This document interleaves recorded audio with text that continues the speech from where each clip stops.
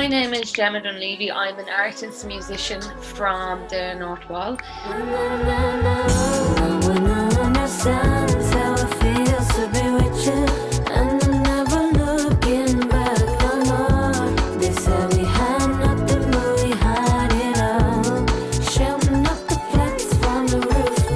And I'm working mostly in music and songwriting and performance. So I was very creative from a young age, so I kind of meandered through dance, poetry, song, performance in various kind of shapes and forms, I suppose.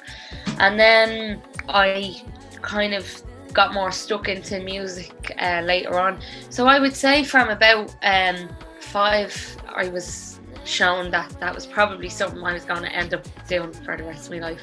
I went to various different dance schools. I started off actually in a place in Marino College on the North Strand there, with Olive Tucker doing dancing. And then I went to various schools, different dance schools and performance arts schools throughout the years. And then I went to dance college in Monkstown. So yeah, and then I ended up going to the Liverpool Institute for Performing Arts. That's where I studied music and sound technology. When I first set my sight on you, sapphire eyes under the disguise of the light in you, but I wanted to see what was under the.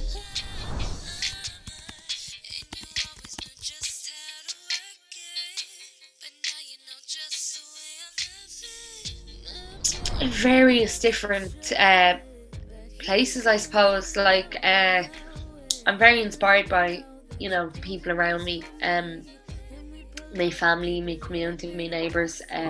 I'm also hugely inspired by other artists and singers, and mostly artists who evolve and meander through different stages and areas. I find that the most interesting because I have a fear of being stuck doing the one thing. I hate the idea of, even if someone got a magic ball and told me tomorrow you're going to be working and singing as a singer and a songwriter for the next 50 years, I'd probably feel a little bit anxious. I like to know that I have the opportunity to move around and change. I would say really, it's just my surroundings that I get most of my ideas from. There are times when I just have no, that I find I struggle to find inspiration, but I'm very lucky that I've had a lot of collaborations and I've worked with different artists, where if I'm working with one of my friends who's a producer and he sends me a track, say, and it has a particular feel or sound to it, the track that he has sent me is the brief, and then I have to create something that's going to really sit into that, and I try to imagine that as a movie scene, and then I need to become the character that's going to fit into that movie scene. So if I don't have inspiration, it doesn't really matter in those moments, because even if I do have inspiration, and my inspiration that day might be something that's a little bit sad or low, and I'm going to draw something from that, well, if he sends me a track that's really bubbly and upbeat, what I'm feeling inspired by that day isn't going to work for that anyway. So I had to very quickly learn how to step into a character, and how to become something that wasn't what I was feeling in that moment to suit what my collaborators are giving me. And that really, really helped me with whenever I was going through a creative block, because it meant that I had learned this tool to pull stuff out of me when I was feeling nothing or numbness. So I have inspiration that comes from various places, but some days if I'm not feeling inspirational, or like I have anywhere to draw inspiration from, I tap into those tools that I have. So I'll create a scene for myself in the form of a musical soundscape. I'll produce like a soundscape, and I will ask myself, right, what's going to appear in the middle of this soundscape? So yeah, from various different places. It's just a certain feeling. It's just a certain feeling. It's just a certain feeling. It's just a certain feeling. It's just a certain feeling. It's just a certain feeling. It's just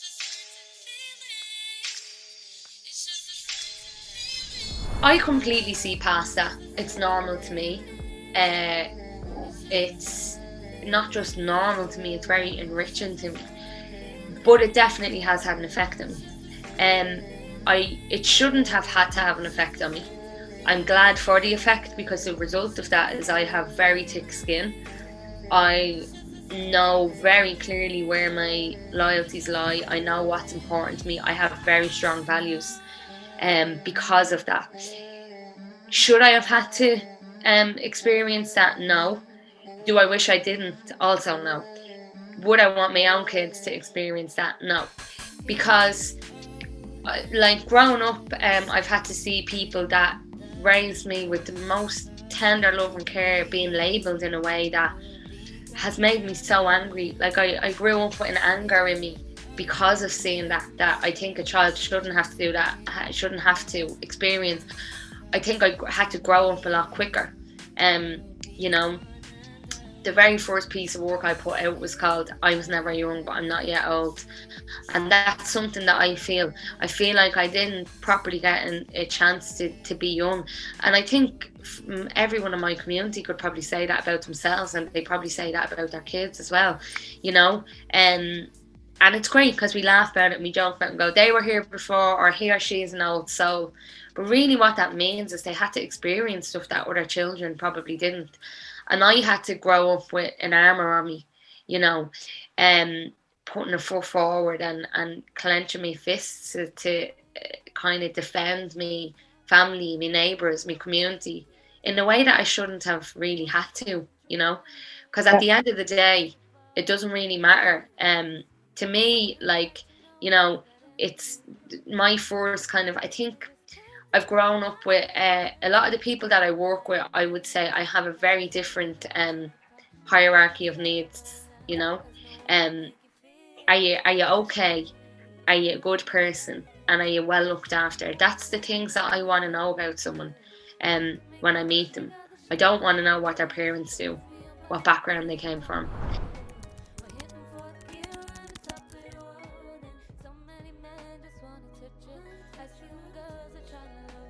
Yeah, so my main collaborator is Roisin Berkeley.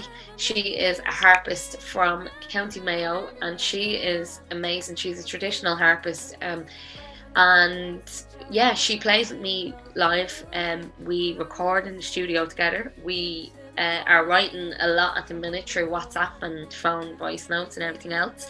And yeah, she is just like, I'd be lost without her at the minute, I think. I'm so grateful to have her. Until the morning we'll be keeping everybody flying. There's nowhere else I want. We don't stop, baby. Cruising. We found each other through a friend on Facebook, another creative friend of mine, Hugh Mulhern. He's an incredible director and artist, and he I just put a status on Facebook one day asking, here, does anybody know a harpist in Dublin? Thinking I would just get this person to record. I had written a score of stuff I wanted, thinking I'll get the harpist to record that and that'll be it. And we ended up really, really clicking. She did exactly what I asked her to do on that day, and turned out we ended up just clicking. And then, you know, before we knew it, she was in the studio with me writing and, you know, improvising, and we just kind of had a very conversational way of working together, where she played harp exactly how I imagined it in my head, and 10 times better than that, you know. Why didn't you try and make it better for me? Why didn't you lift up your hand and try to help me to see that this was all a mistake and I was worthy of truth? Now you left me in the dark and now I'm broken and confused,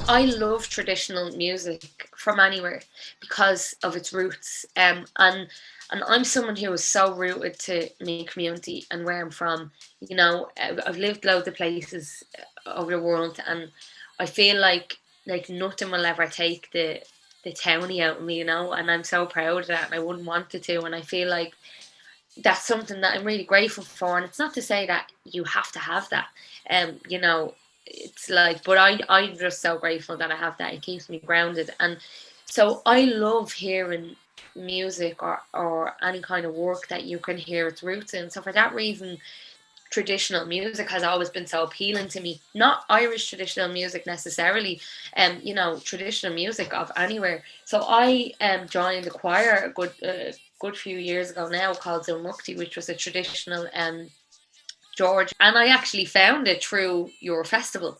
I slipped on the flyer on my way home from a night out, which I know it sounds hilarious. It actually happened. And I saw that there was a Georgian choir, and I'd never heard of Georgian music, but I love choral music. And I went the next morning, and I'll never forget it because I was wearing a red cloak, and the kids' choir did perform, and they were wearing a red cloak. And someone came out afterwards to tell me how great I was, and they really liked the performance because they thought I was a member of the kids' choir. But I was so fascinated by the way that they sung harmony. I'd never heard anything like it. That I went up to the director of the choir and I was like, oh my God, what is this?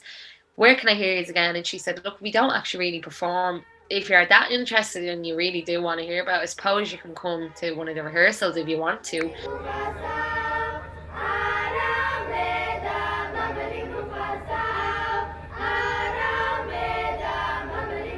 I was like, yes, 100%. So I went along to the rehearsal just to listen to them, and I, you know, and they're very, very connected to the roots and the stories and the tradition. They're not, it's not a performance-based choir. So I guess, you know, it wasn't enough for me to just be interested in it. They wanted to know if I wanted to be part of their community. I knew instantly I did, and I went along to a few rehearsals, and eventually I joined the choir.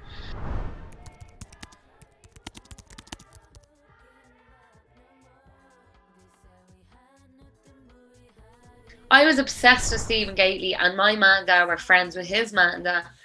So there was a few times where I got brought around to his house and stuff like that. I was such a big Boyzone fan, and to be honest, I think that might have helped me get a bit of impetus for what I wanted to do, because you were looking around going, there's a boy from around the corner selling out like the point, you know. There's a boy from around the corner on the Late Late Show. There's a boy from around the corner on Top of the Pops or MTV and stuff. Yeah. So it genuinely felt very possible. And then you looked at, like, you had Bewitched as well, and then you had Olive Tucker from up the road. She was in that other band, Buffalo G and stuff, and Olive Tucker's sister actually was the very first dance class I went to. She was a teacher. So it felt like you were in that circle, and you were like, this is deadly, like, I can do this, you know.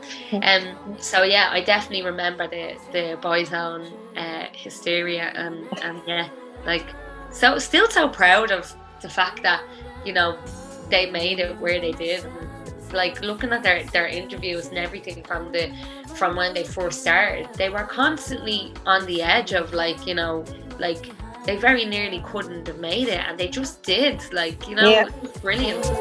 No one understands how it feels to be with you, and never looking back no more. We could have had nothing, but we had it all. Shouting up the flex from the rooftops, shouting up the flex from the rooftops.